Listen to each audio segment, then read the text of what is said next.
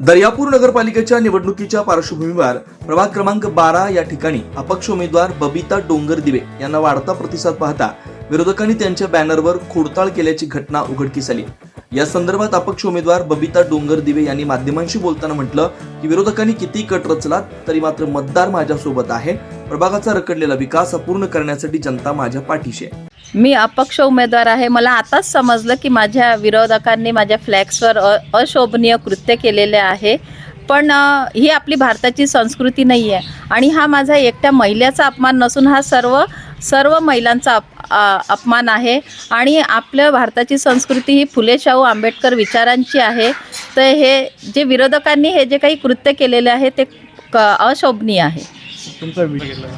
होऊ शकते, असंही होऊ शकते, कारण त्यांना मी अपक्ष म्हणून आहे त्याच्यामुळे कुठेतरी भीती निर्माण झालेली आहे। तुम्ही प्रचार करू राहिले, कशा प्रकारे प्रतिसाद आहे तुम्हाला? प्रचार करताना सगळ्यांचा खूप चांगला प्रतिसाद आहे आणि सगळे असे म्हणजे उत्साहाने हे करून राहिले की पक्ष न धरता अपक्ष महिला म्हणून एक धाडस केलेला आहे, त्याच्यामुळे चांगला प्रतिसाद आहे। वेगवान घडामोडी पाहण्यासाठी आमच्या चॅनलला लाईक व सबस्क्राईब करायला विसरू नका।